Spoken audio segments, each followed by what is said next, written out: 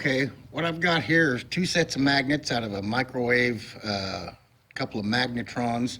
Normally they look like these, just two rare earth magnets, round, same side, or opposite poles attract and same poles repel. They won't go together. But anyway, that's what they normally are. But I've got two here that came out of a magnetron, and they're a little different shaped. And I'm going to use these because I can hold them in position better than I can round ones. Round ones always want to roll away on me. But the first thing I want to show you, I've got this one marked, the blue side is south, as you see, and the red is north. So it's two magnets, so it's south, north, but it's situated like that. The second thing I want to show you is with this voltmeter. I'm going to put it on continuity. I don't know if you can hear it ring.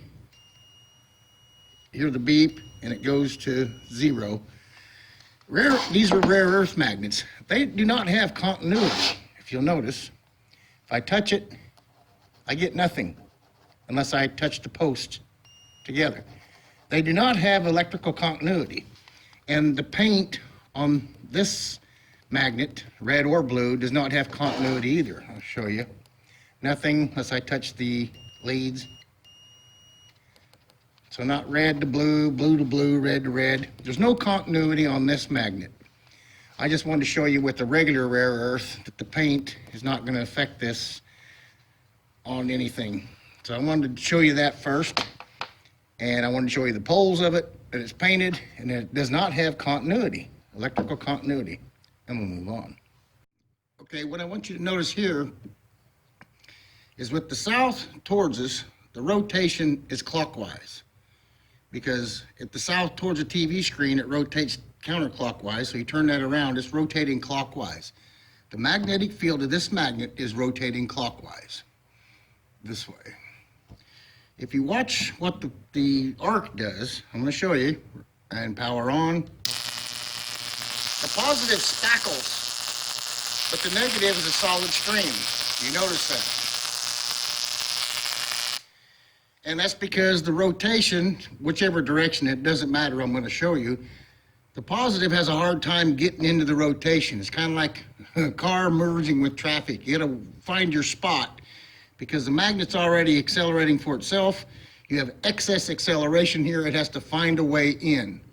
But since the ground is ready to accept that acceleration from the electric current, and I'm using copper here, that's why they're marked red and black, my leads, I'm on the 15,000 volt NST neon sign transformer, 30 milliamp, and I'm rectified, positive to your left, negative to your right. So the positive has a hard time getting in because the magnet doesn't need what it's putting out. But once it gets mixed into the acceleration, then it comes out here on the ground on a single little arc. And I'll show you the south again. Let me get my magnet a little closer. See, the south speckles. It's trying to find its way in, and it gets in. But the north is always, or the ground is always just one little arc. Okay, let me show you that the north does the same exact thing. And power on. Let me get it set right where it's...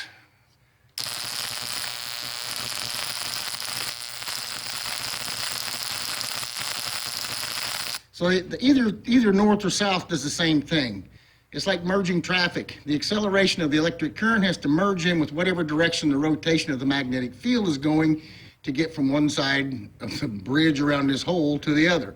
Whether it's going that way, this way, a short distance, or this way, a longer distance, it has to mesh in with the acceleration and mainly the rotation of the magnetic field. Now I want to further prove that. If I lay the magnet down, south side down, close to it, and our rotation's going this way now, you know what I'm saying?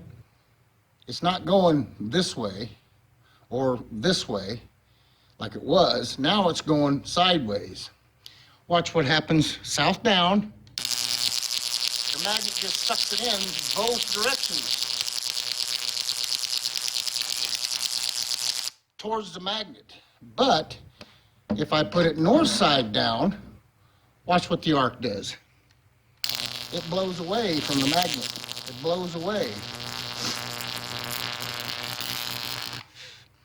Now I'm going to hold the camera here. I don't have a stabilizer for hand.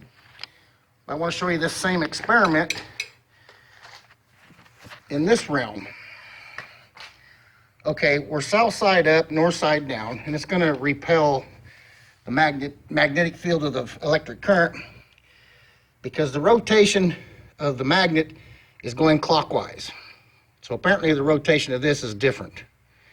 It's opposing it because it'll push. See how it pushes it away? And it ran into my table a little bit. We'll just move it back. Do it again. Let me get my switch up here where I can reach it. Maybe.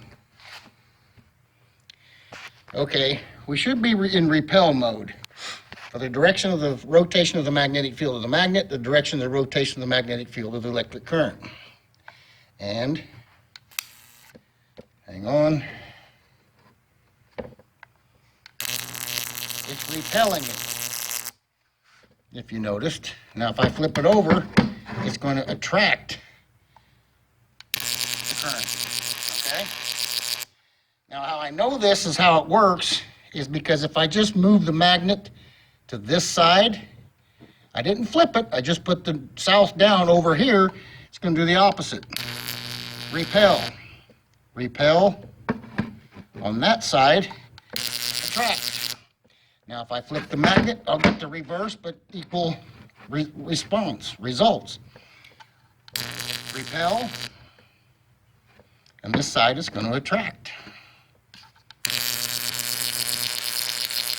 So the rotation of this is what's causing it to affect the electric current, either repels it or attracts it because of the direction of rotation of the electric current in this situation cannot change. I can't take it, I could change the direction of this like I showed in my other videos, but on this setup, the electric current's always rotating in the same direction, and so is the magnet. So that's why on this side it, I forget, attracts, that side it repels. But if I flip the magnet, that side will attract, and this side will repel. So I'm trying to make that clear. The rotation of the magnet cannot change. Right now I can't change the rotation direction of the electric current, but they either work together or they work against each other. But more proof to my theory of how gravity is magnetism. Laters.